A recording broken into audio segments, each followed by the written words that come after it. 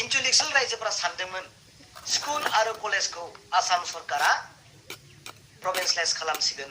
There is no government amendment bill in connection with provincialization of 10 nose of degree college under BTR. दिनै बे लाइजामखौ हरदों। बेसेबां दुखु गोनां। जोंनि फान्डजों जेबो सोमोन्दो गैया होननानै बे लाइजामाव बिथांमोना जोंनो लिरनानै हरदों। गौजौलु लेभेलनि अफिसारा बुंदों इलेक्शननि थाखाय बे नाटकखौ खालामनाया जोंनि बर' रायजो राजानि थाखाय दुखु गोनां खोथा। बयनिसिमबो गाहाम हामलाय बावहरबाय। दा भिडिअ क्लिप्सनि गेजेरजों नोंथांमोना एसेबाबो मिथिनो हादों दे आं मानि सोमोन्दै आपडेटखौ लाबोदों।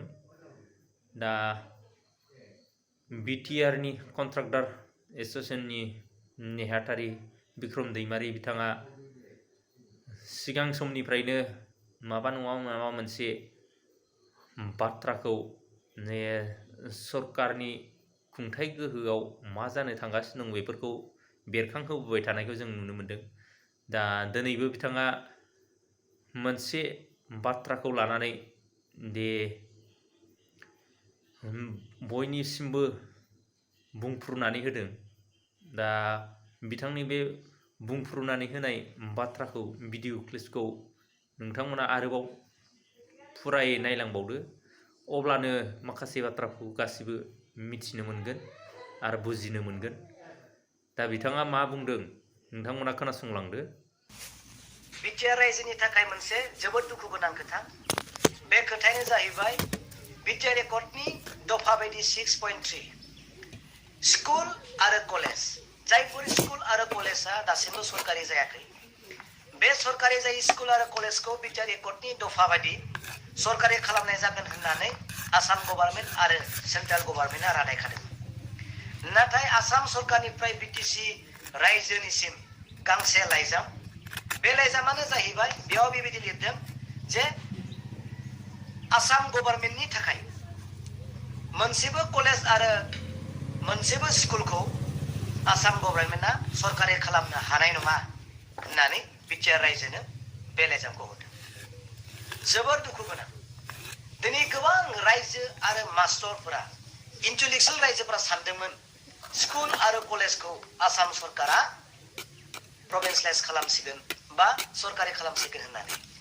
नाथाय आसाम सरकारा खनसेयावनो नैबे लाइजामजों बिटिआर एकर्डनि 6.3 दफाखौ आरो बे रादायखौ आसाम सरकारा दिनै सिफायबाय आरो बोफ्लेजोब्बाय।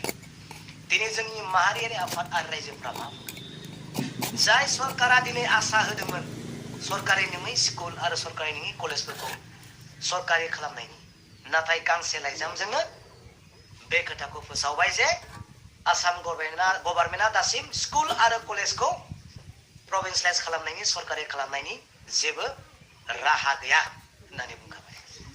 आरो नै दाखालि बावै बिटिआरआव 10टा कलेज सरकारि खालामबाय होनना फोसावनायनि सायावबो नै मार्चनि 13 तारिख आंनियाव गांसे लाइजाम फैबाय। बेवहाय बेबायदि लिरदों There is no government amendment bill. There is no government amendment bill in connection with provincialization of 10 nose of degree college under BTR. BTRआव दाखालि बावै जानाय 10टा कलेजफ्राबो जेबो गभर्नमेन्टनि एमेन्डमेन्ट बिल गैया होननानै दिनै बे लाइजामखौ हरदों। बेसेबां दुखु गोनां। नोंथांमोना गाव खालामना लानो हागोन, नाथाय बेथनखौबो नों गावसोरनो होनांगोन।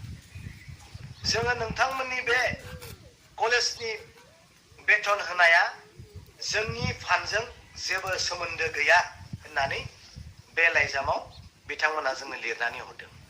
जोबोद दुखु गोनां खोथा। आंनि सावरायनायाव बिथांमोना फोरमायदों बे देरसिन गोरोन्थिखौ प्रमद बर' सार बिथाङा खालामनाङामोन होननानै गौजौलु लेभेलनि अफिसारा बुंदों। इलेक्शननि थाखाय बे नाटकखौ खालामनाया जोंनि बर' रायजो राजानि थाखाय दुखु गोनां खोथा। दिनै बिनि थाखाय सोर धरनो हागोन? एबसु, आबो, बर' साहित्य सभा, बा सोरबा बनसु, बा सोरबा बिएसु, सोर धरनो हागोन बिनि थाखाय?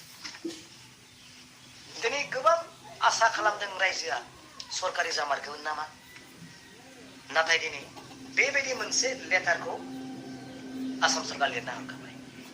ओरैबायदि लिरनानै हरदों, it is not possible for state government to provincialise the college. बहुत दुखु गोनां खोथा। बेखौथ' दिनै रायजोनो मोनथिहोआखै रावबो। खनसेयावनो बोफ्लेजोब्बाय बे 6.3 दफाखौ। दानिया जाय सरकारा दिनै बे 6.3 दफाखौ नाटसाट खालामबाय, बे सरकारनि लिडारफोरखौ हमदो दानिया जोंनि बर' रायजो राजाया। दिनै आं बे खोथाखौ मिथिहोबाय।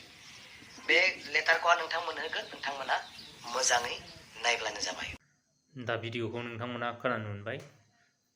दा बे भिडिअखौ नायनानै नोंथांमोना मा बाथ्राखौ बुजिनो हादों बेखौ कमेन्ट सेक्सनाव फोरमायहरबानो जाबाय।